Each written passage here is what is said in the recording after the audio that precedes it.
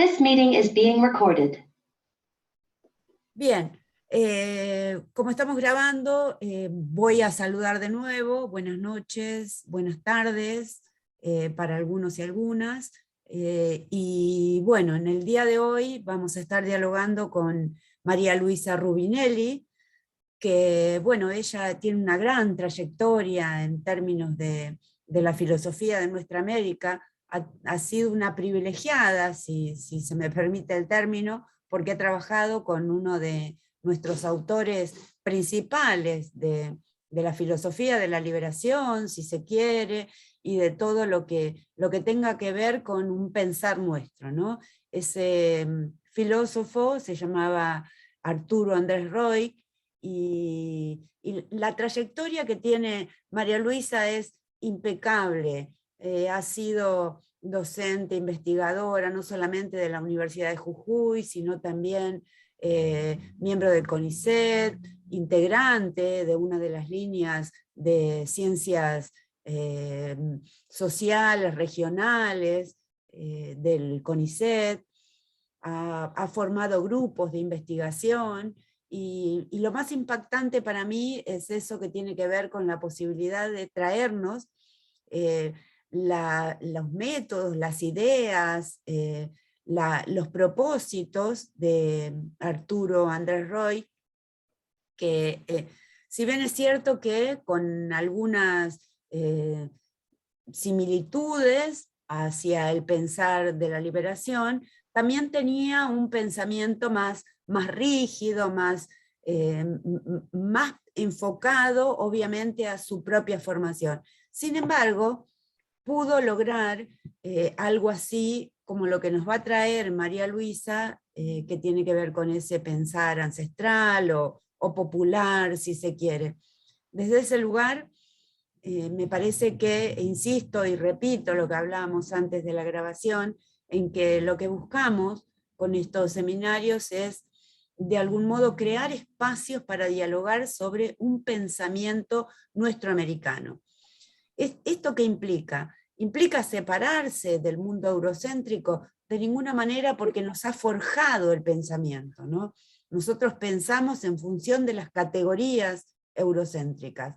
Ahora bien, esas categorías han sido significativamente criticadas, y sobre todo por esa pretensión de universalidad que los ha caracterizado desde la modernidad, pero que sin embargo no nos está rindiendo los frutos que en realidad pretendemos, ¿no? Esto de construir un pensamiento propio. Para eso, además de pensar en las narrativas ancestrales, obviamente que tenemos que pensar en cómo difundir el pensamiento de autores y autoras de nuestra América, y tratar de ir incorporándolos, ¿no?, a nuestras cátedras y a nuestros cursos y a nuestros diálogos, para intentar articular esos saberes tan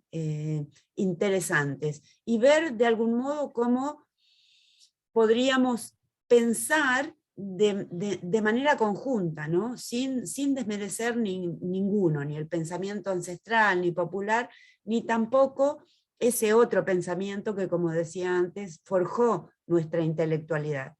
Así que desde ese lugar, si estamos de acuerdo, empezaríamos con la participación de María Luisa, a quien hago una nota al pie.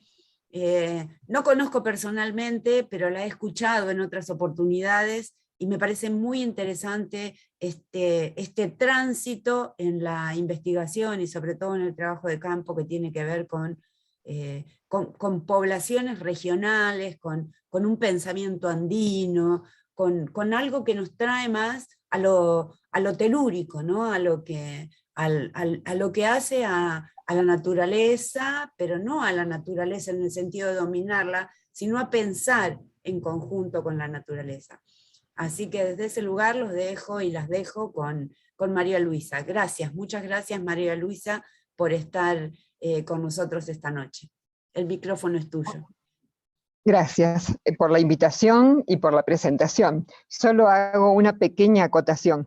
Yo nunca estuve en la carrera de investigador de CONICET, sí en la unidad conjunta, de gestión conjunta de la UNJU CONICET en Jujuy. Bueno, ya has dicho algo como para ubicar a Arturo Andrés Roy. Quiero agregar muy poquito, porque su biografía intelectual la pueden encontrar fácilmente en internet. Arturo comenzó especializándose en filosofía antigua, una formación que profundizó en la Sorbona. Durante la última dictadura cívico-militar que hemos sufrido, tuvo que exiliarse. Él estaba trabajando en Mendoza, en la Universidad Nacional de Cuyo, desde los inicios de esta universidad, que inicialmente era una entidad conjunta con la de San Juan.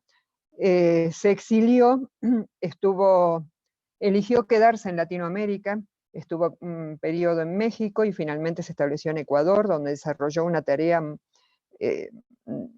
muy fructífera, que dejó muchos trabajos editados, y cuando volvió a Argentina, en el año 1984, lo reintegra a la Universidad de Cuyo a su cátedra de Filosofía Antigua, de la Facultad de Filosofía y Letras,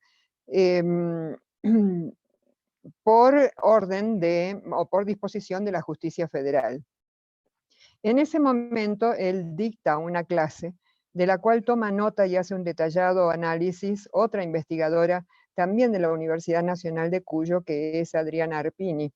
Voy a remitirme a algunos de sus textos de manera bastante libre, es decir, no citándola textualmente ni siguiendo totalmente sus textos, pero creo que lo que voy a tomar de ella me ha ayudado mucho a preparar este encuentro. La verdad no me resultó nada fácil elegir algunos aspectos del pensamiento de Arturo y dejar otros para tal vez otra ocasión o simplemente mencionarlos. Dice Adriana que en esa clase se ocupa de la noción de crítica, que es fundamental para el ejercicio filosófico y para la comprensión de las condiciones sociohistóricas de posibilidad de toda producción cultural, y por supuesto, dentro de ella, la filosófica. Roy abrió nuevas posibilidades a la reflexión y propuso alternativas al quehacer filosófico, al menos respecto de aquellas formas que se habían anquilosado durante los años de la dictadura y que se presentaba, y aún lo hacen con cierta frecuencia, y sabe Adriana de qué está hablando porque la Facultad de Filosofía y Letras es especialmente compleja en la Universidad de Cuyo, presentaban esas formas de filosofar como única manera de pensar riguroso. En el texto que Roy redactó para esa clase recuerda que ya en 1974 se había propuesto hablar de la filosofía como función de la vida. La vida entendida como un quehacer, esto es, un hacerse y un gestarse del hombre que solamente puede ser entendido en su naturaleza desde la estructura y dinámicas sociales. Esas son palabras de Arturo. La filosofía es una función de la vida porque es un hecho real, un hecho social, perdón, que muestra los caracteres de la realidad, en especial la conflictividad, es decir, las luchas a través de las cuales se desarrolla la vida humana. Dice Roy, la filosofía es un lenguaje y es por eso mismo una mediación en el específico sentido que damos a este fenómeno visto desde lo social. Para alcanzar una mejor comprensión de la función crítica de la filosofía, Roy introduce una distinción entre significado y sentido del discurso filosófico. Mientras el significado es la textura teórica o significativa del discurso que expresa una determinada concepción filosófica, el sentido no proviene del nivel discursivo, sino que implica decisiones axiológicas previas. Más de una vez sucede que el rigor con que se elabora el discurso en el horizonte del significado opaca o llanamente oculta el sentido. Si la crítica filosófica se mantiene en el plano del significado, en la medida que ignora sus raíces sociohistóricas, pierde todo sentido. Es ideología, pues lo ideológico no es ajeno a la filosofía. Freud sostiene que de una vez para siempre se hace necesario afirmar que la historia de la filosofía no se puede reducir a una historia de teorías o a una historia de ciertos núcleos teóricos, o a esa microhistoria que bajo el pretexto del texto no se anima a dar el paso hacia lo contextual, como contextualidad social. Se genera de este modo un mundo del sentido separado de los hechos, una ideología justificadora de las relaciones de poder vigentes, como bien ha señalado Foucault, por donde el filósofo puede incursionar sin preocuparse por lo contingente. Desde esta perspectiva, la contingencia queda siempre más allá del texto en el contexto sociohistórico. Para Roig, el gran reto de la filosofía es el sentido del mundo, que únicamente puede ser alcanzado desde una contextualidad que habilite un examen crítico. Esto es un ejercicio filosófico que sepa dar respuesta al problema de la externalidad. Roig afirma, queda pues así lo americano abierto a lo universal, y el filosofar americano aparece de este modo como una de las tantas vías de acceso en que la filosofía, a través del tiempo, se va haciendo. Nuestra época ha inaugurado un nuevo comienzo del filosofar americano, y ahora, más que antes, sin duda, el ponernos a nosotros mismos como valiosos que exigía Hegel, se ha enriquecido en la medida que hemos descubierto los modos de alienación bajo los cuales los primeros comienzos del pensar americano quedaron desvirtuados e inutilizados para el hombre americano mismo. Es insuficiente, por una parte, concebir un único comienzo del filosofar, pues cada época muestra la necesidad de nuevos comienzos, comienzos y recomienzos. Se trata, según Roig, de sucesivos grados de desarrollo del para sí, ya que es una tarea permanente y dialéctica de enriquecimiento que va promoviendo nuevos horizontes de autoconocimiento. En cuanto campo de saber, la historia de las ideas supone superar el simple conocimiento histórico de los hechos y las ideas para alcanzar su comprensión, es decir, su sentido, el cual tiene sus raíces en la realidad sociohistórica. Dice Roig, levantar en alto el derecho de la subjetividad significa dar en los fundamentos de alcanzar aquel ponernos a nosotros mismos como valiosos y hacer posible un nuevo comienzo, el nuestro, de la filosofía americana. Roig asume el desafío de explorar alternativas metodológicas que permitan incorporar, no sin crítica, los resultados más perfilados del conocimiento universal. Se hace necesario un modo de lectura que atienda a la relación dialógica entre texto y contexto, permitiendo abordar el problema de la presencia de lo ideológico tanto en el contenido como en la forma del discurso, puesto que ambos están relacionados con los sistemas de códigos que regulan la organización del discurso y las formas de convivencia social, política y económica. Roig elabora una ampliación que califica como metodológica, pero que se constituye en una ampliación del campo de investigación filosófica al considerar que en todo discurso se encuentra presente el aspecto axiológico, así como el político, expresado en los lenguajes de una comunidad dada, entendiendo a lo político como, cito, una toma de posición en relación con las diversas manifestaciones conflictivas sobre las que se organizan las relaciones humanas. Surge entonces como una cuestión a indagar la de las ideologías en que se sustentan los textos, sean estos informales o formales, y se expresen en cualquiera de las más diversas formas y lenguajes en que se manifiesta una comunidad. Pero también en los discursos científicos y filosóficos, y no solo en relación con sus contenidos, sino en la interrelación de estos con la estructura organizadora del texto de que se trate. Denuncia así Roig la ideologización que desde la filosofía se opera cuando se pretende universalizar la validez de postulados sin considerar sus relaciones dialécticas con las dimensiones históricas, políticas, económicas y sociales de su gestación y vigencia. Por otra parte, toda filosofía encierra la posibilidad de rebasar la función ideológica, en tanto es capaz de transformarla en objeto de análisis, sometiéndola a la sospecha y la crítica pasando de las prácticas de ocultamiento o justificación a las de manifestación, denuncia. Al desarrollar las bases de la llamada ampliación metodológica que se le planteara como necesaria para poder diferenciar la tarea de la historia de las ideas de una historiografía filosófica encerrada en la academia, Roy formula 4 postulados fundamentales. Primero, superar el límite del ámbito nacional avanzando, me estoy apurando demasiado y me enredo en las palabras, avanzando hacia una dimensión continental. 2. Rechazar la concepción de la filosofía como quehacer exclusivo de filósofos, mostrando en especial la ambigüedad de la filosofía académica. 3. Enriquecer el análisis de las ideas mediante la indagación de su relación con las estructuras en que se producen y la comprensión de las mismas. 4. Ampliar los recursos documentales, explorando la dimensión ideológica del discurso filosófico, en tanto la ideología, al encontrarse tan presente en el discurso filosófico como en el cotidiano, entra dentro del campo de investigación filosófica. Pondera los desarrollos logrados no solo por los académicos latinoamericanos, sino también por los europeos, pero sostiene la necesidad de someterlos a análisis crítico desde la perspectiva que explicita. Tarea a la que se dedica durante largos años y queda plasmada en su obra. Sostiene que la historia de las ideas latinoamericanas, al estar inextricablemente relacionada con su proyección social, incide en la formación de una conciencia social, nacional y continental liberadoras.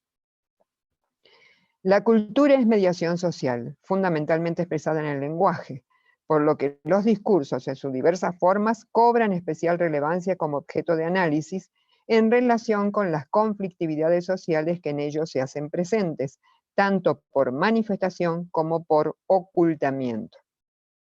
El conflicto es intrínseco a la condición humana, que es social e histórica. Las ideas no son entendidas por Roy como conceptos, sino como formas de manifestación de esas dimensiones de la condición humana, por lo que no se trata de analizarlas desde su validación al interior del sistema filosófico que se considere, ni desde una pretendida vigencia inmutable, universal y abstracta. Por ello, uno de los presupuestos de una historia de las ideas latinoamericanas así concebida es la puesta en juego del esfuerzo de análisis de las formas de emergencias sociales de ideas liberadoras surgidas en las fisuras del ejercicio de los poderes hegemónicos.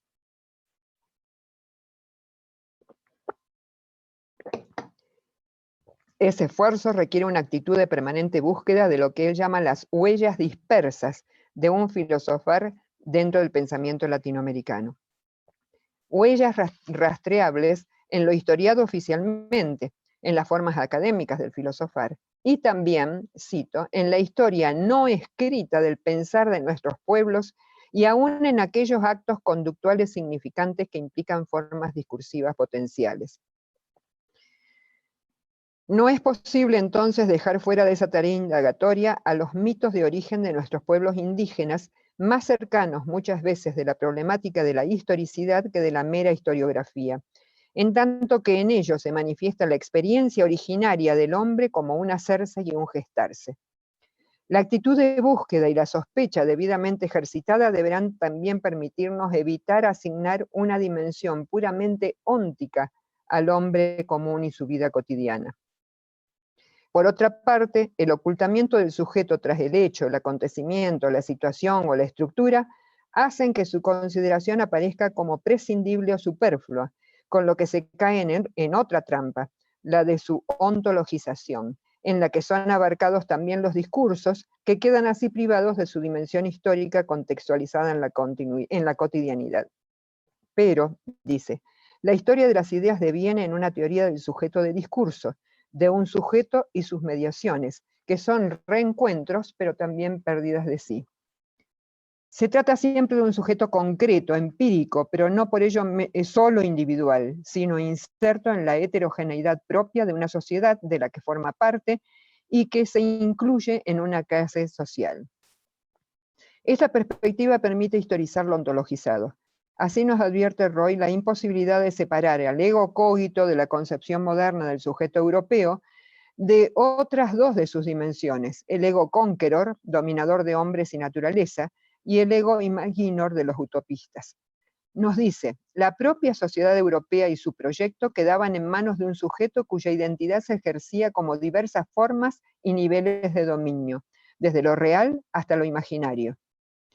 Deshistorizadas, las versiones convergentes de ese ego europeo moderno son fragmentadas y dotadas de carácter ontológico, el que pierden al ser ubicadas en el contexto de su aparición, produciendo su historización, lo que deja expuesto su carácter ideológico y relativo.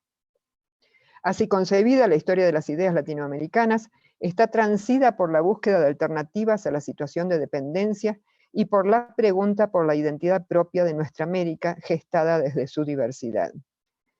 En las recomendaciones metodológicas presentadas por Roy al Comité de Historia de las Ideas en 1974, que fueron aceptadas y confirmadas con posterioridad, sostiene la necesidad de partir de una concepción de la idea entendida como un elemento significativo que integra una estructura más amplia, económica, política, etc., dando cabida a las ideas en sus diversas manifestaciones, filosofemas, vivencias, ideologías, concepciones del mundo.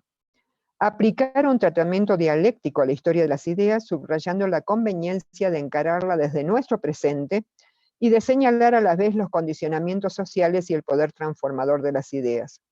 No abordar la historia de las ideas como historia académica, abriéndose a la incorporación de las ideas y de los grandes movimientos de liberación e integración latinoamericana frente a las ideologías de dominación. Encararla desde problemas concretos latinoamericanos y las respuestas dadas a cada uno de ellos desde los campos epistemológicos. Ir más allá de una historia de las ideas de tipo nacional y avanzar hacia uno más amplio de regiones continentales. Dar preferencia a la historia de las ideas entendida como historia de la conciencia social latinoamericana. Se hace necesario superar la filosofía del concepto y avanzar en la comprensión de un filosofar como práctica de liberación, lo cual reclama la enorme tarea de rehacer el propio pasado filosófico en la perspectiva de una historia de las ideas metodológicamente renovada, a fin de alcanzar grados cada vez más plenos de autocomprensión dentro del sistema de conexiones en que la filosofía no es más que un momento. Así, el desarrollo de la historia de las ideas no estará motivado por el afán de dilucidar las influencias ejercidas por escuelas o por corrientes europeas o estadounidenses en nuestro pensamiento y por la acogida que en el mismo hayan logrado sus producciones, sino por la comprensión de las tensiones dialécticas que han motivado esas interrelaciones en vinculación con las sociedades en que ellas se produjeron. En este sentido, afirma la necesidad de la caracterización del discurso opresor y la del discurso liberador, y la función de la filosofía puesta por encima de todo esto como un saber crítico, no al modo de la crítica que únicamente se mueve desde a priori formales. Es la vía para abrirnos hacia lo otro, para romper con la circularidad opresiva de los universales ideológicos. La historia de los discursos que se intente sobre este criterio, dice Roy, exige una investigación de la totalidad discursiva de una sociedad determinada en un tiempo dado, hecho que obliga a ampliar el concepto mismo de discurso, reducido tradicionalmente a lo textual. No siempre el discurso contrario ha sido expresado de la misma manera, y en más de un caso se encuentra implícito, más que explícito, en formas discursivas que abarcan las más diversas modalidades expresivas de una determinada sociedad. Como lo demuestra Roy, la filosofía es una función de vida, ya que como hecho social muestra el carácter conflictivo de la realidad en que se desarrolla la vida de cada hombre, incluso la del mismo filósofo. En cada caso indagado es necesario considerar las referencias múltiples de un texto a los otros, dentro de un universo discursivo, definido por Roy como totalidad actual o posible de los discursos correspondientes a un determinado grupo humano en una época dada, sincrónicamente, o a lo largo de un cierto periodo, diacrónicamente, y sobre cuya base se establece para esa misma comunidad el complejo mundo de la intercomunicación. Se refiere a la totalidad discursiva posible de una comunidad humana concreta, totalidad de la que no es consciente esa comunidad, dice, como consecuencia de las relaciones conflictivas de base, pero que el investigador puede y debe tratar de analizar. Mediante diversas estrategias se construye una trama de relatos, intertextualidad, entre los cuales se incluyen los relatos populares, los discursos políticos, los textos poéticos, en que la referencialidad, lo que Roy, siguiendo a Voloshinov, denomina discursos referidos, permite la vinculación con el resto del patrimonio de un grupo, constituyendo parte de los procesos de autorreconocimiento grupal, que en tanto dinámicos se encuentran en permanente construcción. Alude entonces Roy a la importancia y necesidad de considerar la dimensión macrodiscursiva, en cuanto posibilita la captación de sentido de las producciones discursivas de un grupo o de una comunidad, que invariablemente aparece caracterizada por la diversidad y por modos propios de referencialidad discursiva. Pero es imprescindible tener presente que la discursividad no remite a sí misma, sino a la cotidianidad, en tanto expresión de la totalidad social en que es producida. La noción de universo discursivo reclama, para ser entendida en forma más acabada, la de universo de lo real. Ello no implica, sin embargo, considerar los hechos de la vida cotidiana en bruto, pues estos se presentan siempre mediados por el lenguaje. Es decir, que no existen los hechos desnudos, sino asumidos en formas discursivas organizadas en sistemas codales marcados valorativamente. Previo, por tanto, a una confrontación de aspectos de la realidad con sus correlativos contenidos dentro del discurso, se hace necesaria una confrontación entre el sistema de relaciones sociales y los sistemas de códigos, de los cuales depende todo discurso, cuya estructura última se enuncia fundamentalmente en juicios de valor, a los que quedan supeditados los juicios de realidad. Momento investigativo en que siempre se da una mediación que permite captar el sistema de relaciones sociales y dar el paso desde el lenguaje cotidiano propio de la conciencia ordinaria al científico, al colocarnos en la fuente donde se organiza el mundo de sentidos. El esfuerzo de indagación e interpretación de un universo discursivo se presenta como inagotable, en tanto los avances siempre tendrán carácter de aproximaciones. Por eso Roy propone la realización de una pretarea de selección de textos a los que califica como de densidad discursiva, y son los que, a través de su múltiple referencialidad a las otras formas discursivas de la época, permitan la reconstrucción del universo discursivo dado, en que el análisis de los juegos de alusión, elusión e ilusión presentes en ese conjunto de textos permitirán avanzar en la reconstrucción del universo discursivo en el cual se encontrarían insertos. Y suele ocurrir que los discursos que en un nivel micro parecen no reunir mayor significatividad, la adquieren al ser puestos en referencia a los otros textos de ese universo discursivo.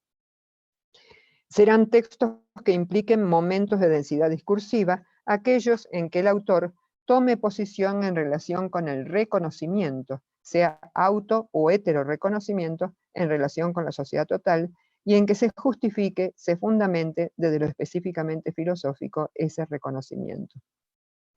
No sé cómo voy con el tiempo, no lo estoy controlando, así que por favor, Mónica, avísame.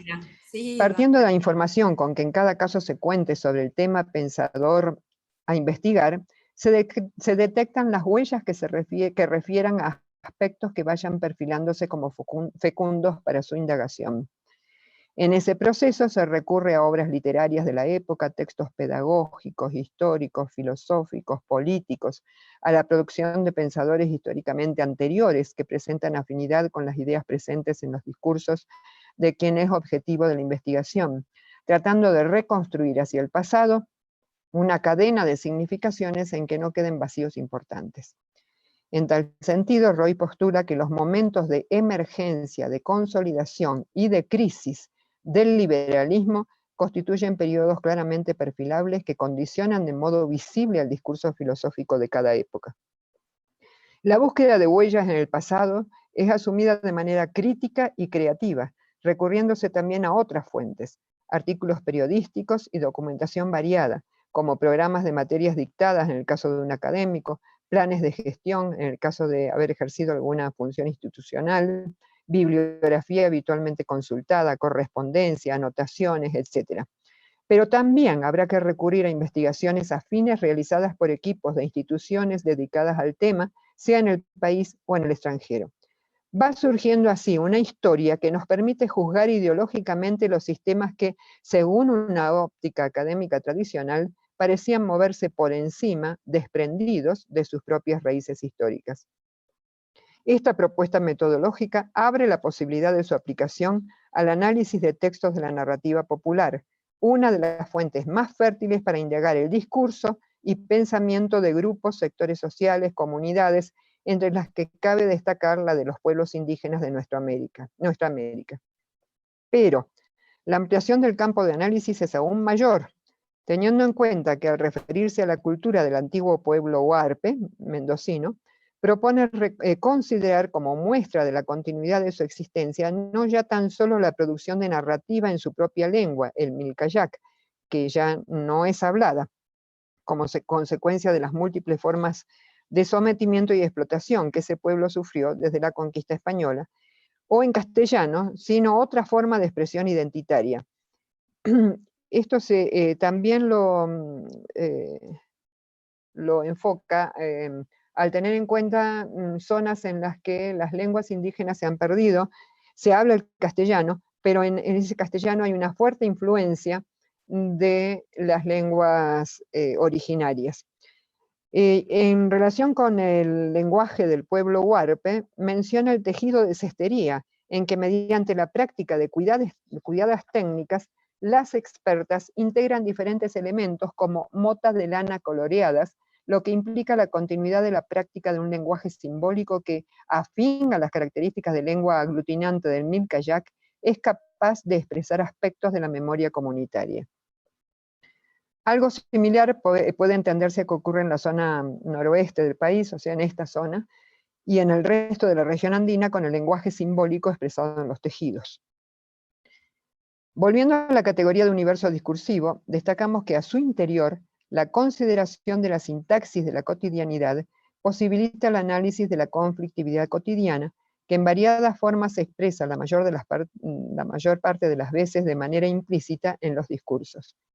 El análisis de esa sintaxis tiende a restablecer la conciencia de lo complejo del mundo social, tanto en su facticidad como en los niveles discursivo-comunicativos a través de los cuales se manifiesta. Esto dicho por Roig. Un ejemplo de ello son las narraciones populares fantásticas que, a pesar de esa denominación empleada por Propp para aludir a ellas, refieren a acontecimientos de la vida cotidiana.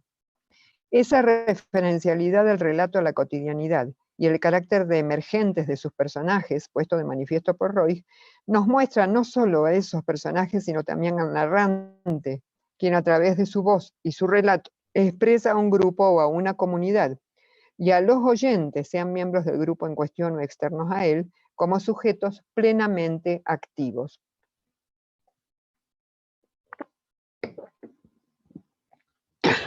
Así se favorece la recuperación de la riqueza metafórica del texto. Aunque la coherencia de sentido es inmanente al discurso, mediante las referencias, expresa el movimiento en que el lenguaje se trasciende a sí mismo, en vinculación con el contexto, haciendo aparecer a los sujetos interactuantes. Para Ricoeur, al producirse en el texto una relación dialéctica entre significado y referencia que posibilita su interpretación, corresponde a la filosofía explicitar las relaciones del lenguaje y quienes lo hablan con las dimensiones humanas que lo trascienden y al mismo tiempo le confieren sentido.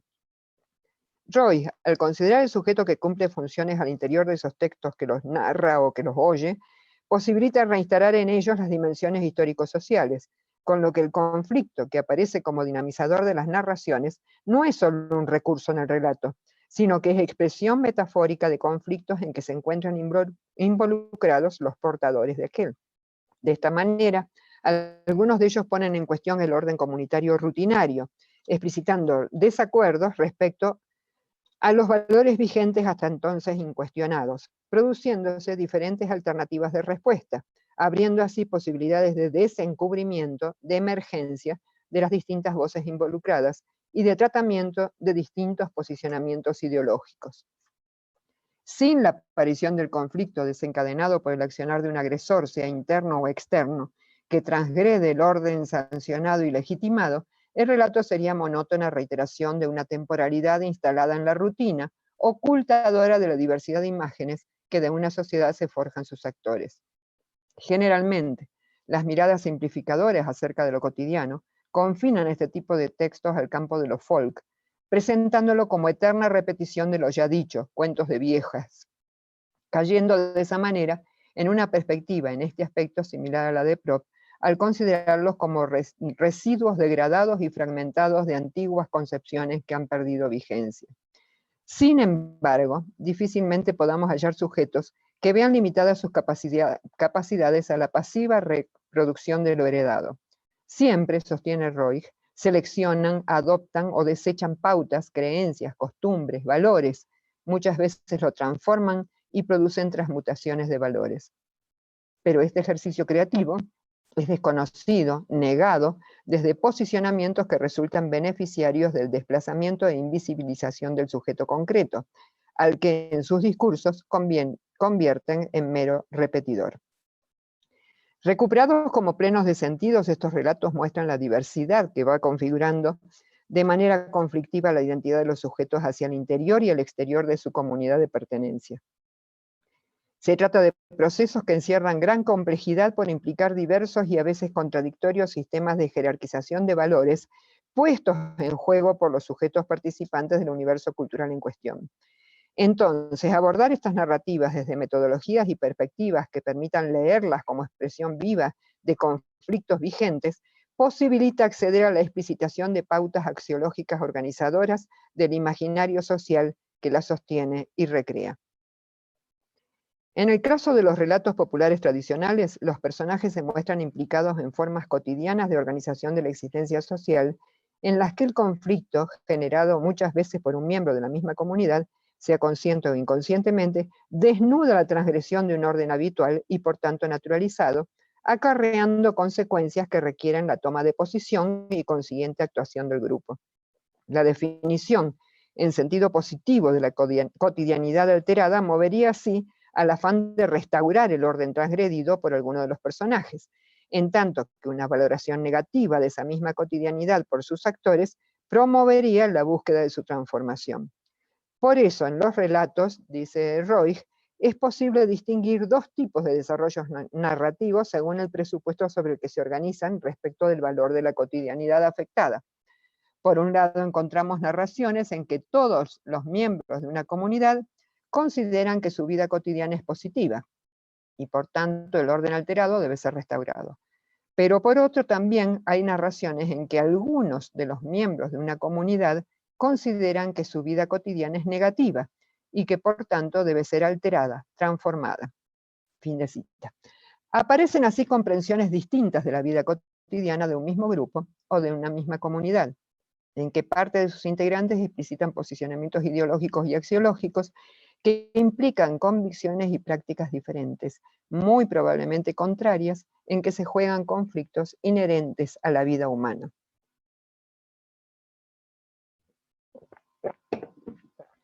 Estas categorías posibilitan abordar textos diversos, abriendo diferentes dimensiones de análisis de los mismos.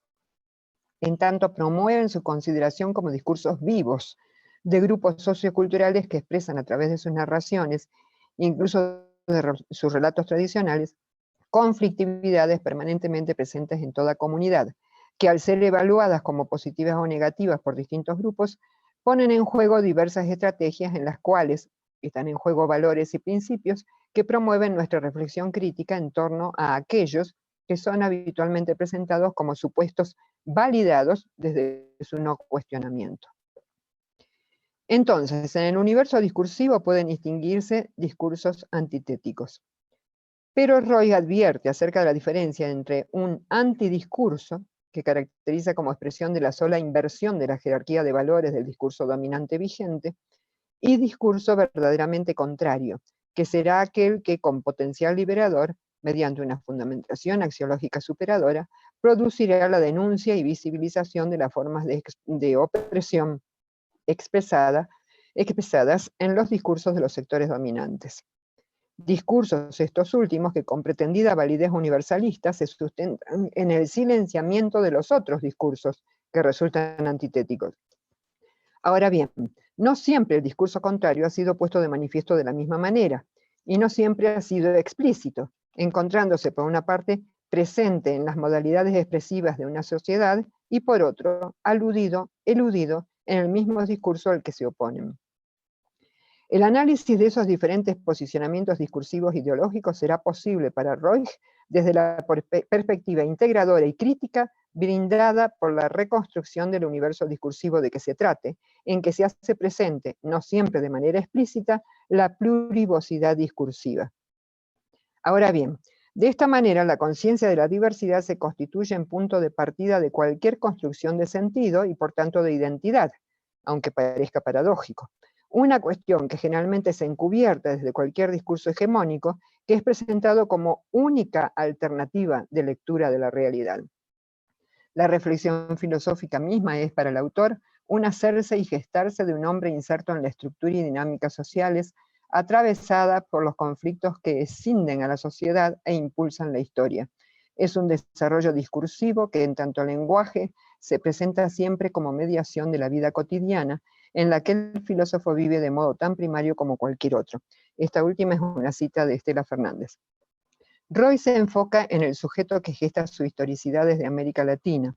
Atender al sujeto productor de los discursos le permite acceder a lo que denomina una visión totalizadora del sistema de conexiones de una época. Sin sujeto no se justifica ni el discurso ni la acción. Y nunca el sujeto es solo sí mismo. Siempre es con el otro en su propia constitución, a través de relaciones conflictivas y a la vez complementarias. El sentido positivo de la diversidad cultural que caracteriza América Latina está dado por la multiplicidad de aportes que la conforman, pero reclama el desarrollo de una antropología de la emergencia, desde la que sea posible rescatar la discontinuidad que irrumpe en la historia cuando esporádicamente ese sujeto social que reclama ser reconocido impone su presencia y hace visibles las contradicciones, conflictos y fisuras de la sociedad en relación con los diferentes lugares y personajes en ella investidos de poder.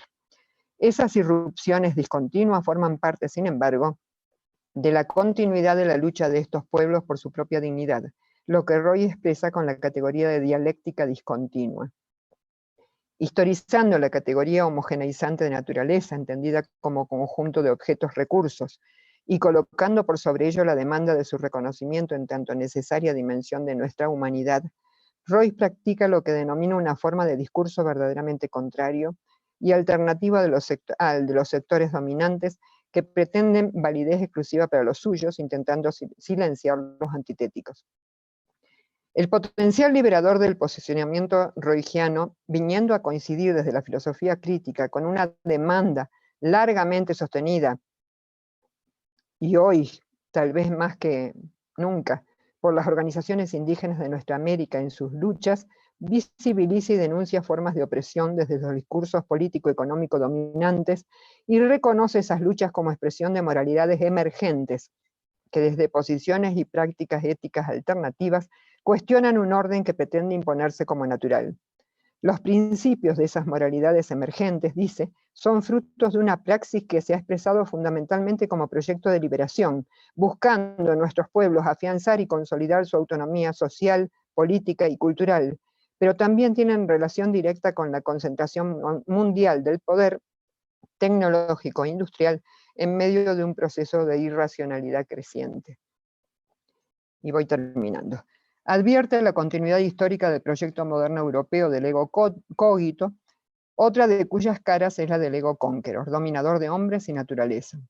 Pero al mismo tiempo, la historización de esas categorías de pensamiento pretendidamente universales permite hacer explícita su contingencia, puesta en evidencia por las demandas de sujetos sociales que por momentos imponen su presencia, haciendo visibles las contradicciones de sociedades en que se pretende silenciarlos.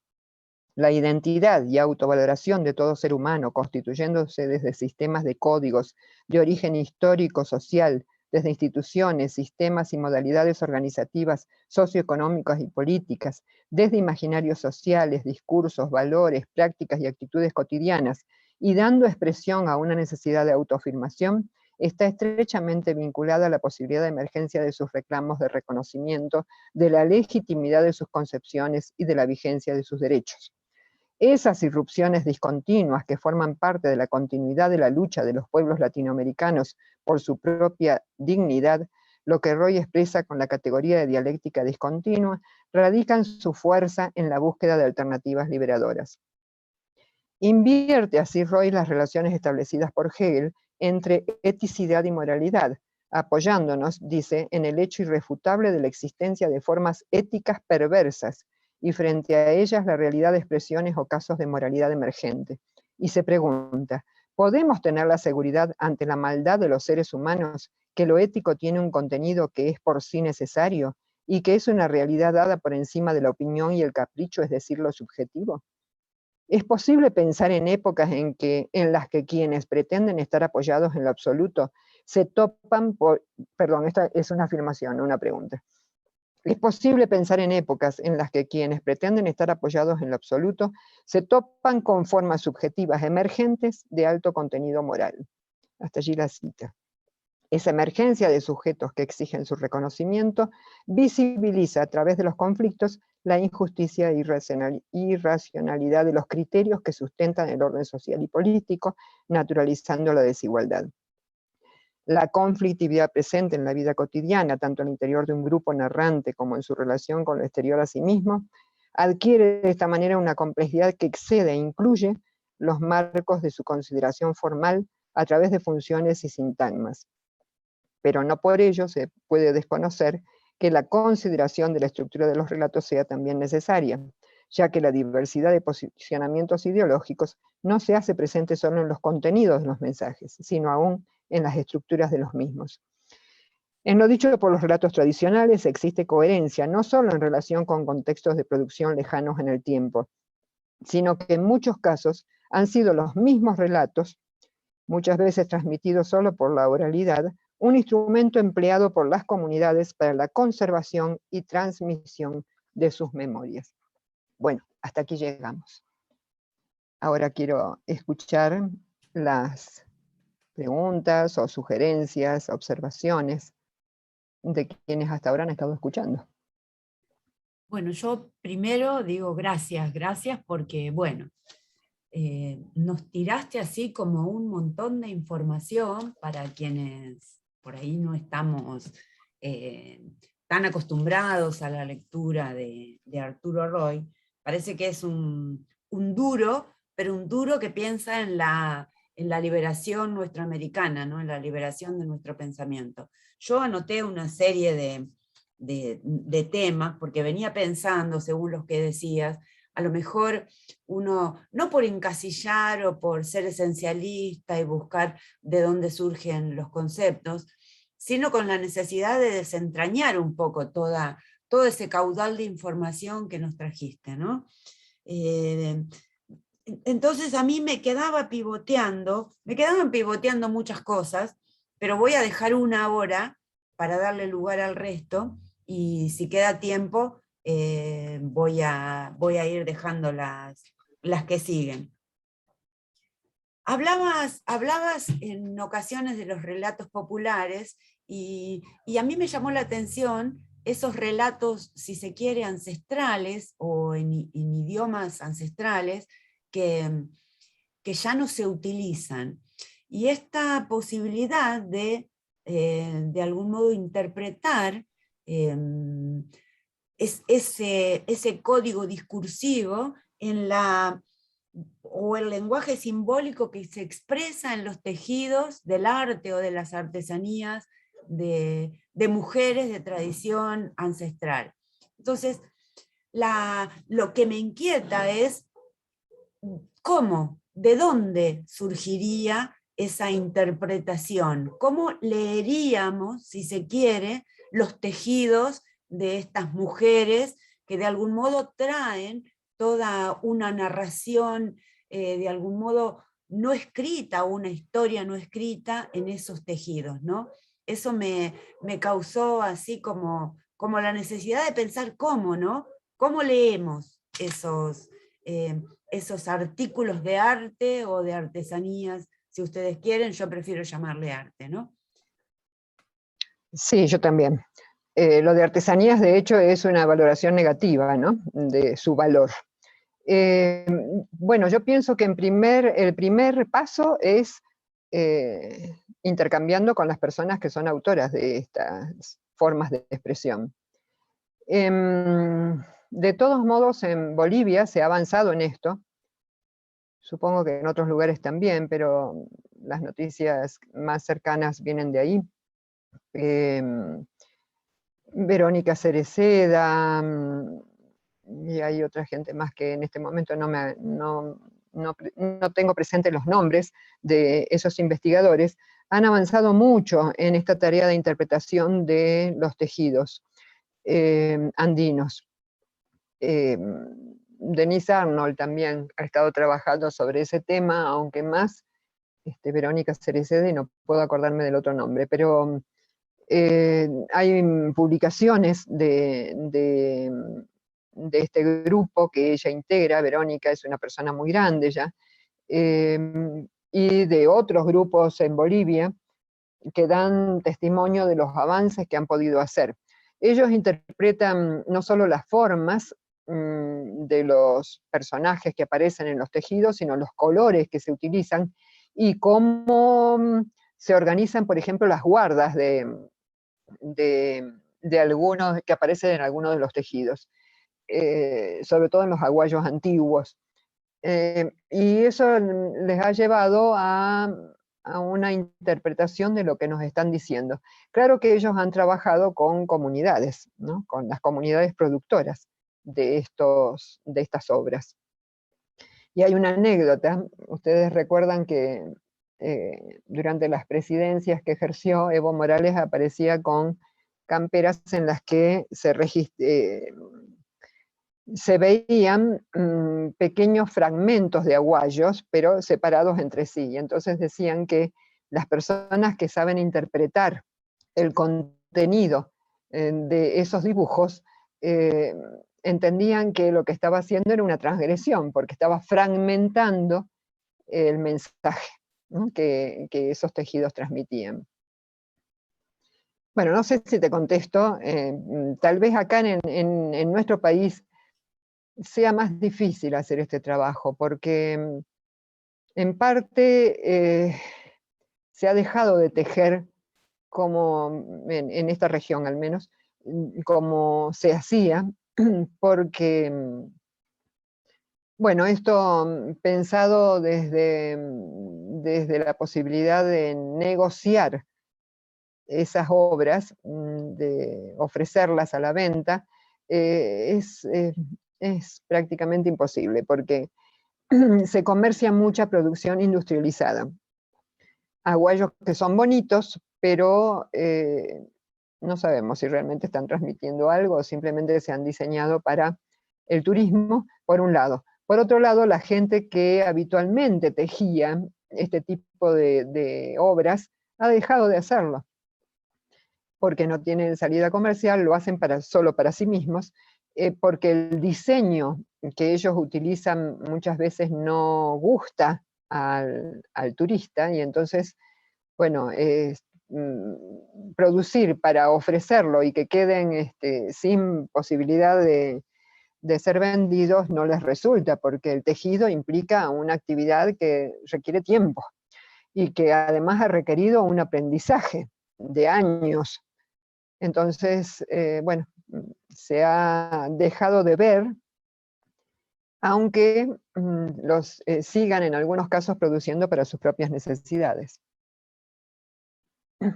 Muchas gracias. Sí, claro que respondiste. Bueno, a mí me encantaría seguir preguntando, pero quiero dejarle la posibilidad al resto. Los micrófonos los pueden abrir y pueden hacer sus preguntas, intervenciones, inquietudes. Bueno, ahí alguien está escribiendo algo en el chat que pregunta, María Luisa, se me escapó, interesante reflexión y exposición del autor. Desde este punto de vista, y de acuerdo al mismo autor, ¿en qué categoría quedarían las leyendas narrativas de las comunidades originarias y no originarias? Son parte del universo discursivo de una comunidad y deben ser tratadas como tales, es decir, deben ser analizadas. Arturo Roy practicaba, aunque él no le daba mucha importancia a eso, a la denominación, una hermenéutica crítica. Es decir, esas, no sé si son leyendas, mitos, yo no le doy mucha importancia a las taxonomías, ¿no?, que elaboran los folclorólogos, que después terminan siendo poco útiles, porque son tan específicos que terminan contradiciéndose. Esos relatos forman parte de lo que la comunidad habitualmente continúa produciendo. Por lo tanto, forman parte importante de su comprensión. Podemos hacerlo desde la externalidad de esa comunidad, pero nos arriesgamos a interpretaciones que no sean las que ellos proponen o las que ellos se proponen al continuar produciendo esas narraciones. Entonces, lo mismo que con el tejido. Creo que hay que hacer un doble acercamiento. Desde la continua conversación con quienes siguen narrando esas historias y desde el intento de aproximación a su comprensión desde metodologías que sean apropiadas. Y para eso hay que probar. Como en la hermenéutica, nada se entiende, como dice el mismo Rick Ernan, nada se entiende de una sola vez, porque estas narraciones encierran una dificultad especial, que son muy simbólicas. Entonces hay que conocer el contexto en el que se producen, el contexto cultural en que se han gestado, porque si no, no tenemos desde dónde descifrar los códigos para poder acercarnos a su interpretación. Y el diálogo con la gente que las mantiene vigentes, y la relación esa que en algún momento mencioné con otros textos similares, porque de esa relación entre un texto y otros van surgiendo algunas categorías, algunos indicios que nos llevan a formar algunas categorías de interpretación.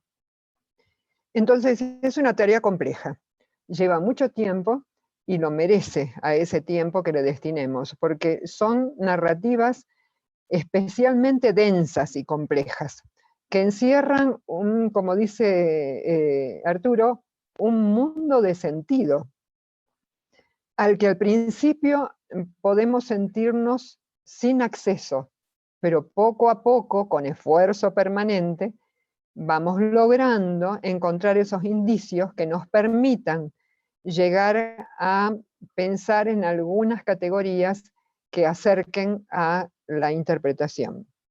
No sé si soy clara. Sí, claro, por lo menos creo que es claro, María Luisa, gracias. Bueno, siguen las felicitaciones y acá hay excelente análisis, muchas gracias, muy interesante conferencia. Y entonces te preguntan, María Luisa, perdón, que se me corrió ¿qué libros nos recomiendas de Arturo Roy respecto al tema? O tuyos también, María Luisa, ¿no? Sabemos que has trabajado mucho con los libros de Roy. Hay un escrito de Arturo que me han dicho que está online, que es el trabajo que él hizo en Ecuador sobre un relato folclórico, justamente, aplicando la metodología propeana, y analiza un cuento que se llama, o una narración, como quieran, que recordás Patito Ingrato. El libro se llama Narrativa y Cotidianidad. Es breve, pero denso. De hecho, tengo que agradecerle a Arturo haberme obligado a estudiar PROP y haberme incitado a tratar de aplicar su metodología, que obviamente tiene limitaciones, pero que tienen que ser superadas con otras metodologías que la pueden complementar, pero ayuda mucho ubicar los personajes de los relatos, no solo como lo hacíamos, por lo menos en mi época, en que pasé por la escuela secundaria, como personajes que van a parar a una ficha literaria y son identificados por sus características, sino por la función que cumplen. Porque ahí aparecen muchas cuestiones sumamente interesantes. Por ejemplo, analizando relatos en que aparece el personaje del diablo, resulta ser que ese personaje cumple funciones diferentes según sea el relato de una crónica, supongamos misionera, o el relato, un relato tradicional. Entonces, ¿qué pasa? Sobre un personaje que es habitual que aparezca en los relatos tradicionales, se ha tratado de superponer otro, con otro sentido y con otras funciones. Entonces, el diablo no es lo mismo que en un texto que en el otro. Y al revés, también he encontrado en relatos sobre mujeres que escapan de condenados, condenados que han sido transgresores y por lo tanto están sufriendo un castigo después de la muerte, que se encuentran con una señora que vive en medio del cerro, apartada. En algunos relatos aparece como una especialista en condenados, es decir, lo que sería llamado una curandera o si quieren una bruja, y en otros esa misma función es cumplida por la Virgen María. Entonces resulta que hay dos personajes en uno mismo, y que cómo se interpreta esa categoría de curandera, de bruja, de esa mujer apartada en el medio del cerro. ¿Desde dónde? Y entonces esto plantea muchos dilemas y obliga a seguir indagando. No es una tarea sencilla, lleva años y nunca concluye. Esto lo dice nuevamente, recurro a Riquer, ¿no? No es algo que pueda alguna vez decirse, bueno, ya está, llegué a la verdad. ¿No? Hay que seguir cotejando, hay que seguir explorando, y muchas veces en una charla cotidiana, aparentemente intrascendente, surgen nuevos indicios que obligan a volver al camino y seguir profundizando. Repito, estas narraciones no son nada sencillas. Entonces, en ese escrito de Arturo se pueden encontrar algunas pistas como para seguir luego analizando con otras metodologías o desde otras perspectivas. Y respecto a algún texto mío, no sé, tendría que buscar los datos de qué es lo que está online, porque nosotros seguimos desde hace muchos años con la misma dificultad, tanto dentro del país como en relación con otros países latinoamericanos, lamentablemente. No es fácil encontrar accesible la bibliografía que se produce. Entonces, bueno, yo tengo dos producciones que tienen que ver con mi tesis doctoral, la que dirigió Arturo, y es sobre relaciones tradicionales.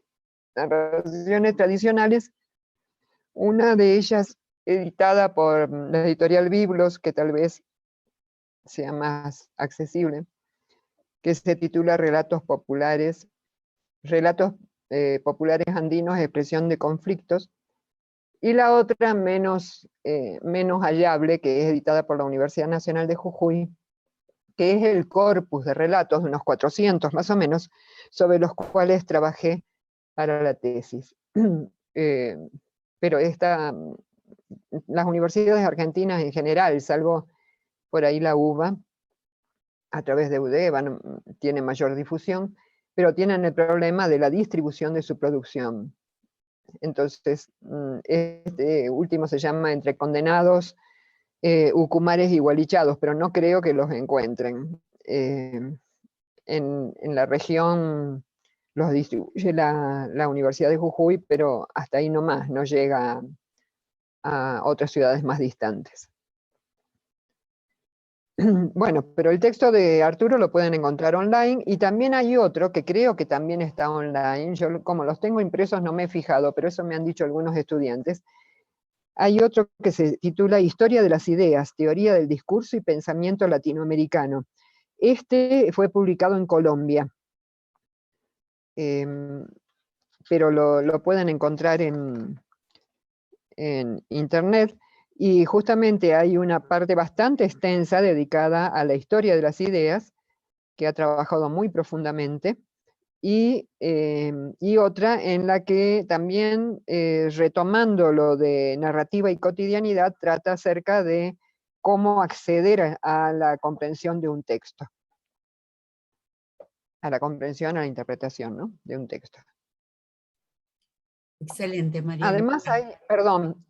hay, perdón que interrumpa, en la Universidad de Cuyo habría que buscar en la editorial, e incluso, no me acuerdo cómo se llama la página, pero si ustedes ponen, buscan Universidad de Cuyo, seguramente van a encontrar algún link que lo lleve a sus producciones. Como Arturo trabajaba en la Universidad de Cuyo y en el CONICET en esa ciudad de Mendoza, y ha formado muchísima gente. Hay muchas publicaciones de ellos, y bueno, yo nombré a Adriana Arpin y a Estela Fernández, pero hay mucha gente más joven que ellos que ha seguido produciendo, y probablemente encuentren allí muchos textos interesantes. Excelente, María Luisa. Bueno, te sigo comentando algunas de las cosas que aparecen en el chat. Comparto Sí. con los presentes que es muy enriquecedora la conferencia y nos hace repensar en mirar desde esas categorías de interpretación qué mensajes nos transmiten, perdón, como ser en misiones, trabajos de, bueno, se está refiriendo a los trabajos del arte de las comunidades aborígenes de Misiones. Claro, sí, sí. Interesante disertación, excelente reflexión y análisis, felicidades, gracias. Tengo muchos mensajes más. Excelente exposición, qué enriquecedora la exposición. Bueno, creo que eso se lo tienen que agradecer a Arturo, ¿no? No, bueno, vos que nos estás trayendo ese conocimiento. Bueno, acá hay algo que no sé si es una pregunta, porque la tengo entrecortada. Las escuelas normales interculturales en México están construyendo una propuesta curricular para la formación inicial docente, en la que se destaca el trabajo docente contextualizado a partir de situaciones de la vida cotidiana. Muy interesante. Sería bueno que después pudieran compartirlo. Lamentablemente en la provincia de Jujuy no hay avances en ese sentido. Estamos por, si nos acompañan los buenos deseos de las autoridades de la Universidad Nacional de Jujuy, por poner en marcha un trayecto formativo intercultural que hace mucho tiempo diseñamos, con participación de algunos referentes de culturas indígenas de Jujuy, y que se vio demorado bueno, hasta ahora. Ya pasaron varios años, esperamos este año poder lanzarlo. En la provincia de Salta les fue mejor, porque tuvieron 9 instituciones formadoras de docentes que tuvieron una perspectiva intercultural, pero prácticamente han cerrado todas, casi ha desaparecido la propuesta. Y han quedado, eso sí, algunas iniciativas en la universidad, y algunas personas de ese equipo han pasado a trabajar en educación superior con una perspectiva intercultural en UNICEF, en un grupo que dirige Daniel Matos. Ellos tienen mucho material sobre experiencias en distintos países latinoamericanos sobre educación intercultural en nivel superior de formación de docentes y otros profesionales. Perfecto. Ahí Yolanda Valdés dice un tema muy interesante: yo estoy realizando mi tesis doctoral sobre la identidad cultural de los Lloremes Mayo.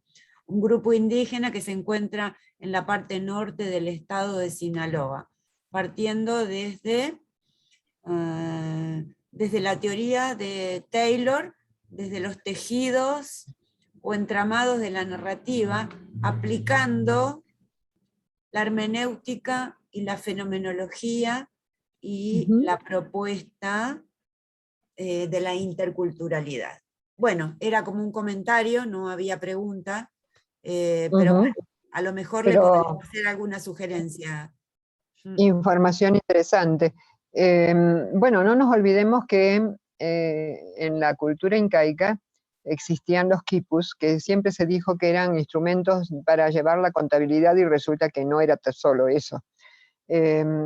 O sea, la producción de tejidos con mucho sentido simbólico está presente en las culturas originarias, creo que desde siempre. Y lo que está transmitiendo respecto de esa, a ver, respecto de esa propuesta de trabajo me parece sumamente interesante y que también, como en el caso del diseño que mencionaban antes, sería muy enriquecedor para todos que pudiera después socializarse.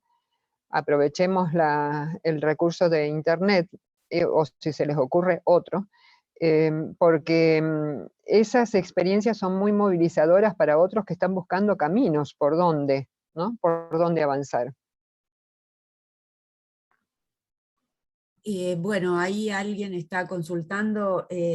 Si querés, a ver, dame un segundito que voy a mirar quién es el que quiere compartirte la propuesta, Juan José, Ujú. de esta reforma curricular.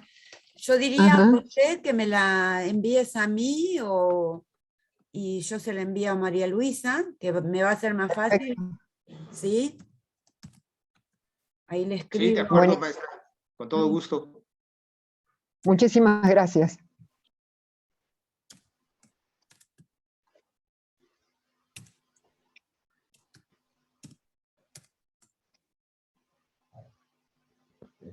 Ahí va. Bien. Me pareció que había algunas manos levantadas. ¿Alguien quiere hacer un comentario? Se pueden abrir los micrófonos. Armando Rubí Velasco levantó la mano. Adelante, Armando. Muchas gracias, Mónica. Felicidades, María. Realmente ha sido interesante tu reflexión de esta tarde, muy enriquecedora. Y bueno, yo soy de México. Ha habido aquí también algunas voces que se han levantado en contra de estos discursos universales, sustentados a partir de la invisibilidad de los otros. De hecho, se ha invisibilizado nuestra propia historia de México, se ha invisibilizado a los nativos, se ha invisibilizado el discurso a partir de esta pretendida hegemonía y de este discurso civilizatorio. Yo creo que mucho, y sobre todo lo he visto en la filosofía, ello se ha debido a que la filosofía se ve como un discurso eurocéntrico, en donde Ujú. parecería ser que esas son las únicas filosofías válidas, despreciando cualquier otro tipo de conocimiento. De hecho, la afirmación que haces a mitad de tu disertación me parece fuertísima, que la filosofía no es solo para los filósofos. Yo estaría totalmente de acuerdo. De hecho, Ujú. yo estoy junto con Gadamer y con Ricoeur, considerando que una de las formas más elevadas de la filosofía es lo mitopoyético. El mito como esa expresión simbólica que en nuestros pueblos originarios fue parte de toda una construcción cosmogónica, que le dio sentido y significado a su forma de ser. Y sería una manera de recuperar nuestra propia filosofía, una filosofía desde nuestros propios países, que sería contraria a la que hemos visto que se ha propugnado en las universidades como justo como un discurso de una sola dirección, de un solo sentido, un discurso universal que invisibiliza al otro, desaparece al otro. Sí, Gracias, bueno, María. no, gracias a vos por la intervención. Ustedes han tenido un filósofo que ha abierto en parte ese camino, que ha sido Leopoldo Sea, que ha trabajado también muy fuerte en historia de las ideas latinoamericanas. Y actualmente está se me hace presente el nombre de Horacio Ceruti Gulber, que si bien es un exiliado argentino, vive allá desde hace mucho tiempo, y el otro que también tiene gran presencia a nivel académico es Enrique Dussel, ¿no? Que vienen trabajando sobre ideas, bueno, de este tipo. Han formado parte de justamente la filosofía de la liberación. Enrique Dussel la sigue reivindicando y desarrollando, ¿no? Y exponiendo en distintos lugares del mundo. Entonces, creo que tienen también un camino abierto en ese sentido, ¿no? Con estos filósofos y no filósofos también, porque han formado mucha gente, ¿no? Entonces, sí, creo que si bien ha sido importante su aporte, siempre nos queda mucho por recorrer.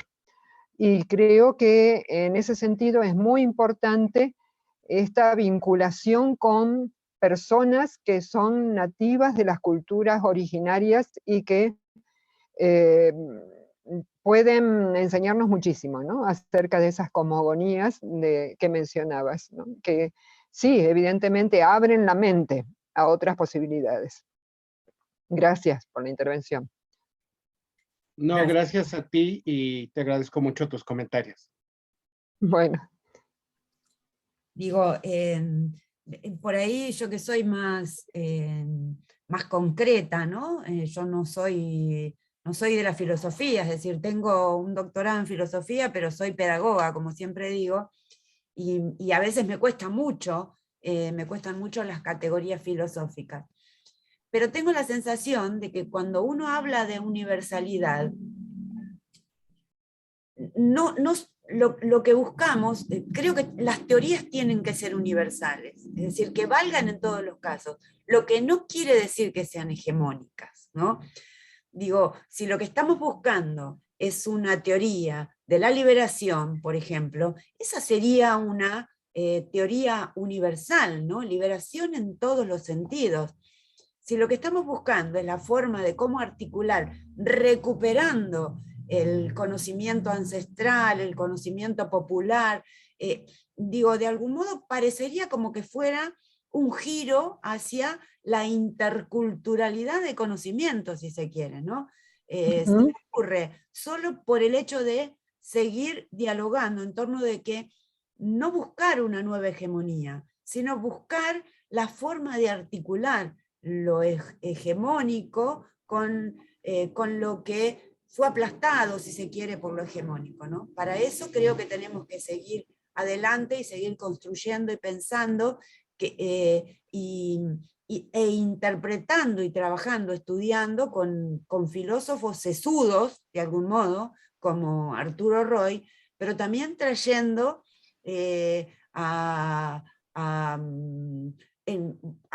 por si se quiere un intermedio, como podría llegar a ser Enrique Dussel, no digo intermedio en el sentido de que su lectura por ahí no es tan densa como la de Roy, pero sí es un estudiante importante, ¿no? Sí, no sé, porque uno de los problemas en el estudio de la producción de Enrique Dussel es que él justamente tiende a elaborar sistemas macro. Entonces se hace compleja también su interpretación, aunque en las conferencias lo hace más llano, ¿no? Sí, yo estaba pensando cuando vos hablabas de esta posibilidad de articular esfuerzos, en Raúl Forné Betancourt, que trabaja justamente en la interculturalidad, ¿no? Desde distintas perspectivas e intentando poner en diálogo a sectores muy diferentes, no hablando de los hegemónicos, pero sí de sectores de los acallados, digamos, pero de distintos lugares del mundo. Y por otro lado,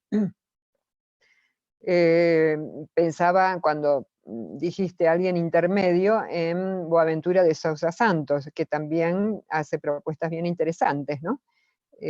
Bueno, sí, son todos autores a los que tenemos que recurrir.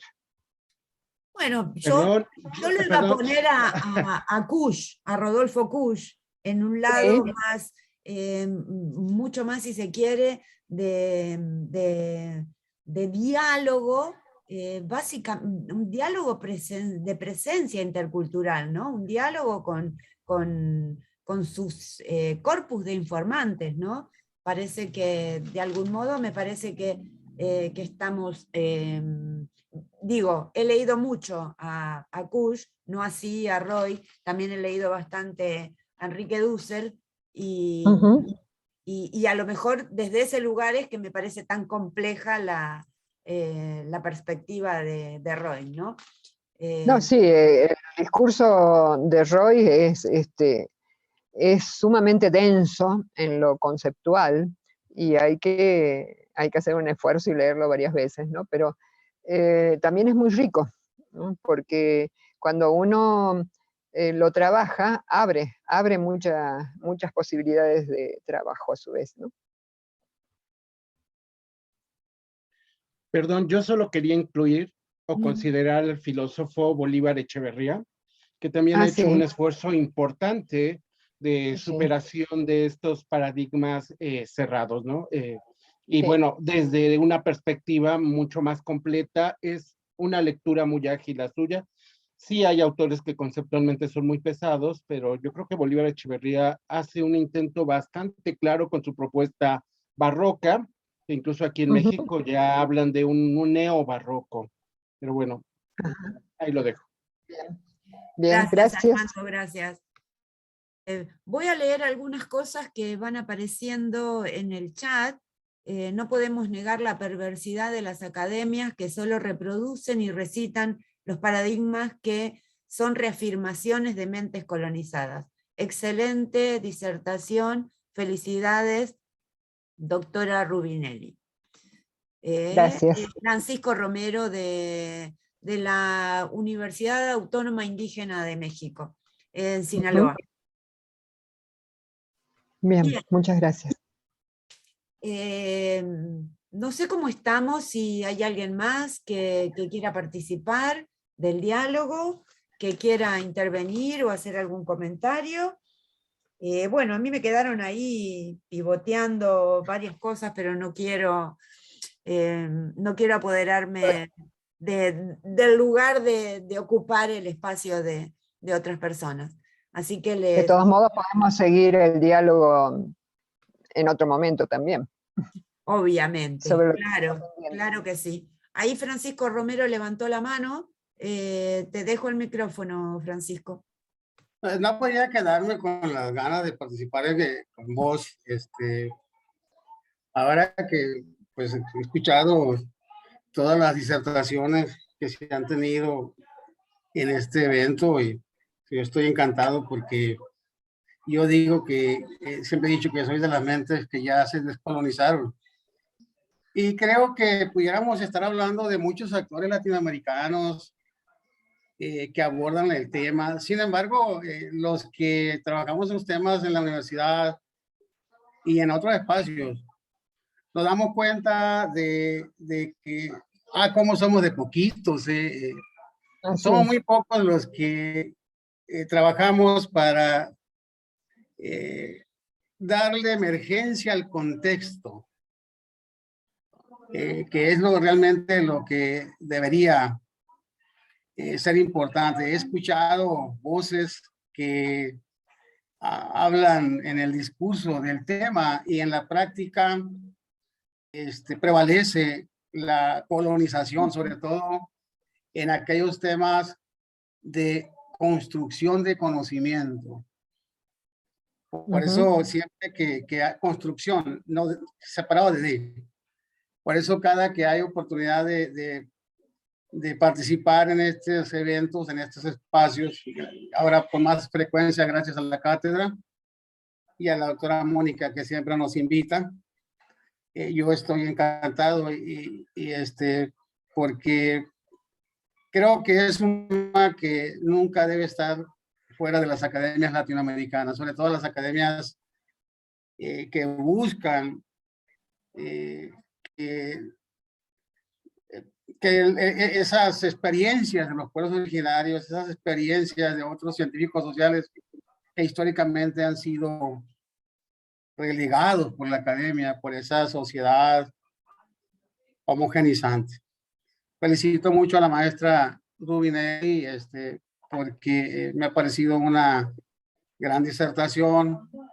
Y la verdad, lo he dicho siempre y sigo diciéndolo, he conocido más de los científicos sociales latinoamericanos en estos espacios de la cátedra en los años que llevo de haber o de estar en la universidad.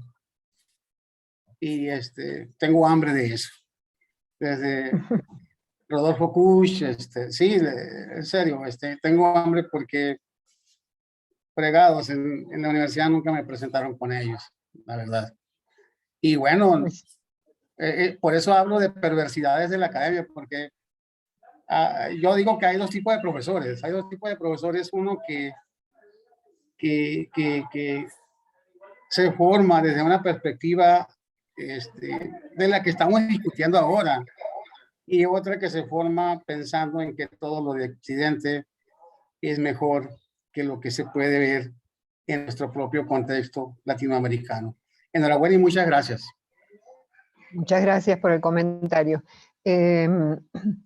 Una experiencia que he vivido mientras daba una materia que se llama Seminario de Pensamiento Argentino y Latinoamericano en la Facultad de Humanidades de la Universidad Nacional de Jujuy. Siempre la recuerdo. Es una materia que se da en la carrera de filosofía, que es bastante reciente, pero también en la de antropología como optativa y en otras carreras. Pero recuerdo la reflexión de un estudiante de antropología. Para ellos ya era una materia avanzada, en un momento avanzado de su formación. Y en un momento uno de ellos me pregunta, ¿por qué tenemos que llegar a este momento para descubrir que hay un pensamiento latinoamericano? ¿Por qué no nos lo enseñan antes en la carrera? Digo, bueno, no sé, eso tendrás que preguntárselo a los antropólogos que hicieron el diseño de la carrera de ustedes. Pero un poco esa es la sensación de los estudiantes, y algunos me los han repetido y me lo siguen repitiendo hasta el cansancio, que si no hubieran cursado esa materia, no sabrían, por su pasaje por la universidad, que existe un desarrollo tal en el pensamiento latinoamericano. Afortunadamente, ahora que me jubilé, esa cátedra quedó en manos de Gustavo Cruz, que es académico, es miembro del CONICET, y se reconoce como integrante de pueblo indígena. Así que, bueno, está más que conmigo garantizada esa diversidad de miradas en esa cátedra, porque este carácter de integrante de un pueblo indígena le confiere una mayor posibilidad de interpretación de la diversidad, ¿no? Sí, estaba escuchando atentamente y el tema donde deberíamos por ahí reclamar este tema, yo también me formé en una carrera de grado en la que no escuché demasiado de la filosofía norteamericana. Y en el doctorado, al único que escuché fue a Hugo Biagini, que tampoco era un seminario en el que pudiéramos ver muchos autores de nuestra América, ¿no? Ahora, como decía la estudiante de antropología, tenemos que llegar a un posgrado para estudiar autores de nuestra América. El tema me parece que es más bien de gestión curricular, ¿no? Como decías, María Luisa, hay que tratar de pensar en cómo ir articulando esto de lo nuestro americano con lo occidental, que digo, no tiene por qué dejarse de lado, ¿no? Claro.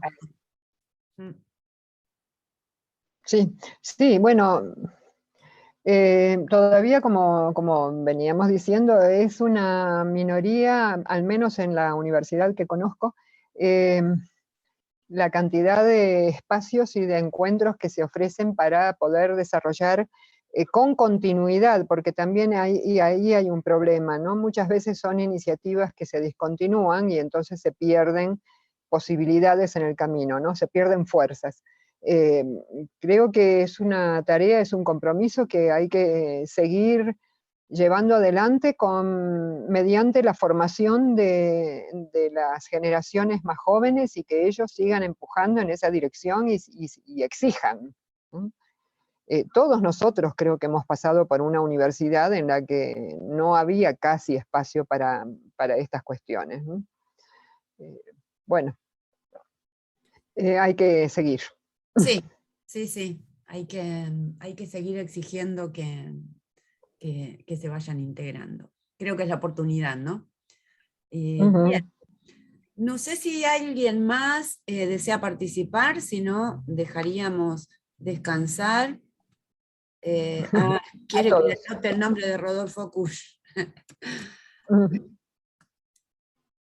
Bueno, Rodolfo Kusch, nosotros estamos, te había comentado esta iniciativa, ¿no?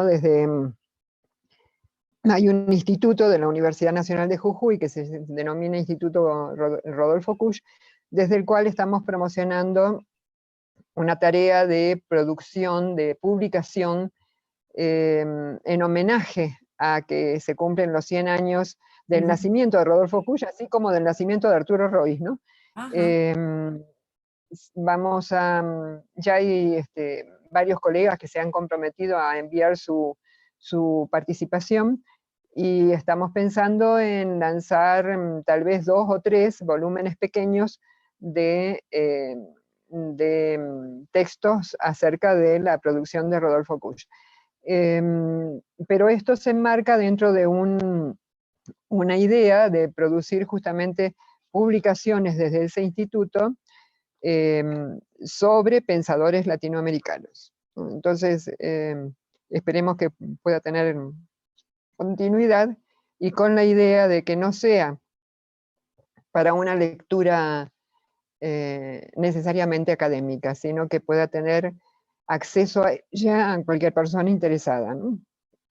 Obviamente tendrá que tener algo de formación para poder comprender, pero no una especializada, ¿no?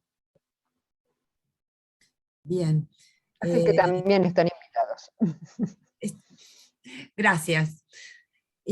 Hay acá una intervención más de Guadalupe López Santiago, que dice: la formación docente desde la praxis hace que nos vayamos formando desde una visión más apegada a la construcción social. Soy maestra de la Universidad Intercultural y se me perdió, pido disculpas, no manejo muy bien la tecnología. Intercultural en México. Bien. A ver si tenemos a alguien más.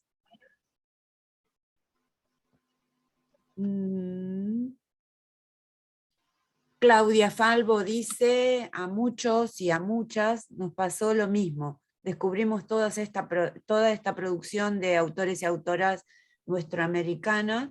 En su doctorado actual, solo una materia tenía una mirada intercultural. Bien, gracias, Claudia. Claudia cursa el doctorado en la Universidad Nacional de Quilmes y está trabajando en pedagogías decoloniales, ¿no?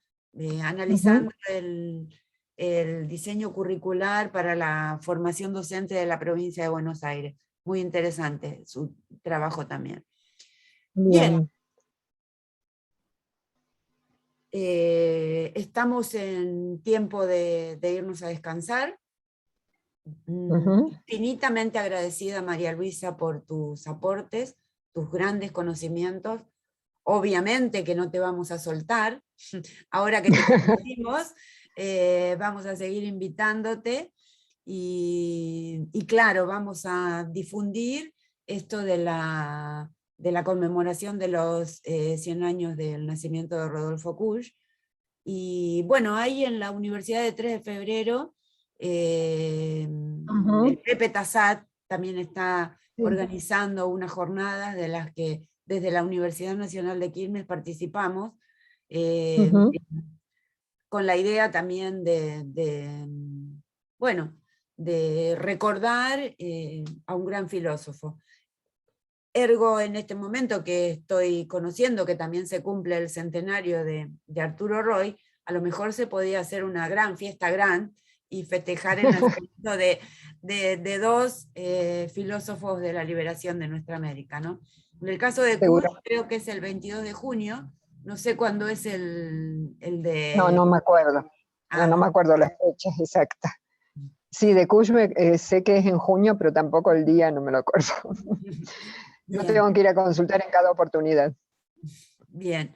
Bien, entonces nos vamos. Nos vemos la semana que Bueno, viene. yo agradezco esta posibilidad, ¿no?, de difusión. Ah, perdón, no sé si interrumpí a alguien. No, hay una... Marcela, me parece que si quitas el volumen para que termine María Luisa. No, sí, simplemente agradecer esta posibilidad de difusión del pensamiento de Arturo y me alegra que haya sido útil, porque la verdad es que me obligaron a pensar un montón qué decir y qué dejar de lado, ¿no? Porque por la densidad del pensamiento de Arturo, pero al mismo tiempo por la posibilidad que genera de abrir aún desde desde una producción académica, la posibilidad de abrir a la interpretación y a la comprensión de otros, ¿no?, diversos. Justamente él lo dice, la riqueza de nuestra Latinoamérica es la diversidad. Bueno, así que muchas gracias. Ay, no estoy escuchando. Ah, porque tenía el micrófono cerrado, muteada, estaba muteada, como se dice ahora. Bueno, siguen llegando agradecimientos y sí. Marcela, ¿querías comunicar algo? ¿Querías decir algo? Ok, entonces, bueno, agradecidas a todos, todas y a todes, y especialmente a María Luisa por todo lo que nos ha enseñado en el día de hoy. Bueno, gracias. Adiós.